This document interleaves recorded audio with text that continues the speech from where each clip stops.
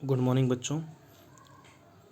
आज मैं आपको बताऊंगा कि किसी भी एटम के अंदर जो सब एटमिक पार्टिकल्स हैं वो कौन कौन से होते हैं और उनको कैलकुलेट कैसे किया जाता है। सबसे पहले तो बच्चों आपको ये पता होना चाहिए व्हाट इज़ एटम। एटम क्या होता है? Atom is the smallest particle of any element. Atom क्या होता है? किसी भी एलिमेंट का सबसे छोटा जो पार्टिकल होता है उसको बोला जाता है एटम।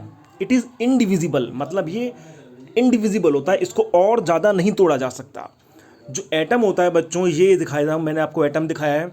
एटम का जो सेंट्रल पार्ट होता है इसको बोला जाता है न्यूक्लियस, और इसके अंदर दो चीज़ें होती हैं, प्रोटॉन और न्यूट्रॉन। मैंने पी और एन शो किया है।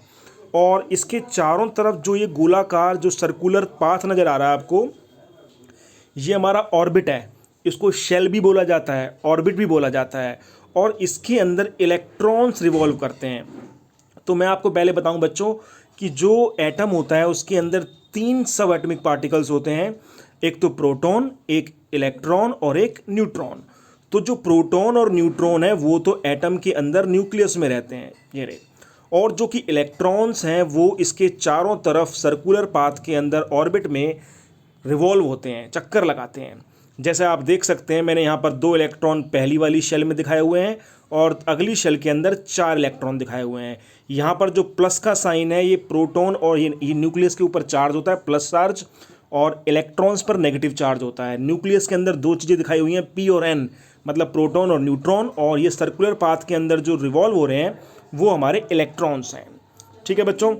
उसके बाद बच्चों अब आपको पता होना चाहिए, ये मैंने बताया हुआ है कि जो एटम होता है, कोई भी एटम जिसको मैंने ए से रिप्रेजेंट कर दिया है, उसके लेफ्ट साइड में नीचे की साइड हम लिखते हैं एटॉमिक नंबर, और उसकी राइट साइड में ऊपर की साइड हम लिखते हैं मास नंबर।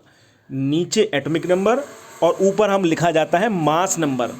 अब जो नंबर ऑफ इलेक्ट्रॉन्स होते हैं बच्चों, इलेक्ट्रॉन्स मैंने बताया तीन चीज़ें होती हैं, इलेक्ट्रॉन, प्रोटॉन और न्यूट्रॉन। तो जो नंबर ऑफ इलेक्ट्रॉन्स हैं equal to number of protons equal to atomic number. मतलब जो इलेक्ट्रॉन्स होते हैं और प्रोटॉन्स होते हैं उन दोनों का जो नंबर है, उन दोनों की जो संख्या है वो एटॉमिक नंबर के बराबर होती है। और जो हमें न्यूट्रॉन है हमारे, जो बच्चों नंबर ऑफ न्यूट्रॉन्स होते हैं, वो उसको निकालने का मेथड होता है mass number minus atomic number. अगर हम मास नंबर में से एटॉमिक नंबर माइनस कर दें तो नंबर ऑफ न्यूट्रॉन्स निकल आएंगे। एग्जाम्पल से बताता हूँ मैं आपको। ये बच्चों हमारा सोडियम, हमारा आपको एलिमेंट दिया हुआ है, ये देखिए, ये हमारा सोडियम एलिमेंट दिया हुआ है। ये सोडियम के अंदर जो नीचे लेफ्ट साइड में लिखा हुआ है वो एटॉमिक नंबर, और जो ऊपर राइट साइड में लिखा हुआ है वो उसका मास नंबर। मतलब इसका एटॉमिक नंबर तो हो गया 11 और इसका मास नंबर हो गया 23।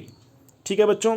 अब एटॉमिक नंबर 11, इसका मतलब नंबर ऑफ प्रोटॉन्स कितने हुए? 11। और नंबर ऑफ इलेक्ट्रॉन्स भी कितने हुए? नंबर ऑफ इलेक्ट्रॉन्स भी हुए 11, क्योंकि नंबर ऑफ प्रोटॉन और नंबर ऑफ इलेक्ट्रॉन बराबर होते हैं एटॉमिक नंबर के। अब मुझे निकालने हैं नंबर ऑफ न्यूट्रॉन्स। तो नंबर ऑफ न्यूट्रॉन्स निकालने के लिए बच्चों मैंने आपको फॉर्मूला बताया है, mass number minus atomic number. Mass number में से मतलब जो ऊपर लिखा हुआ है, एटॉमिक नंबर जो नीचे लिखा हुआ है उसको माइनस कर दें। तो जैसे कि आप देख सकते हैं मास नंबर इसका 23 है, ये रहा, और मास नंबर 23 है और एटॉमिक नंबर 11 है। तो हमने क्या करा, 23 माइनस 11 कर दिया, तो इसका नंबर ऑफ न्यूट्रॉन्स निकल के आ गए 12। 23 माइनस 11 मतलब 12 न्यूट्रॉन्स आ गए। इस तरीके से बच्चों हम नंबर ऑफ प्रोटॉन, इलेक्ट्रॉन और न्यूट्रॉन फाइंड करते हैं। ऐसी बच्चों आप देख सकते हैं, मैग्नीशियम है Mg12 इसका एटॉमिक नंबर नीचे लिखा हुआ है जो, और 24 इसका मास नंबर है जो ऊपर लिखा हुआ है। तो एटॉमिक नंबर 12 मतलब प्रोटॉन भी 12 और इलेक्ट्रॉन भी 12। और नंबर ऑफ न्यूट्रॉन्स निकालने के लिए क्या करना पड़ेगा बच्चों, बताया मैंने, मास नंबर यानी 24 में से एटॉमिक नंबर माइनस कर देंगे, मतलब 24 माइनस 12 मतलब कितना आ जाएगा, 12 ही आ जाएगा। 24 माइनस 12 ये हमारा 12 इसका आंसर आ जाएगा।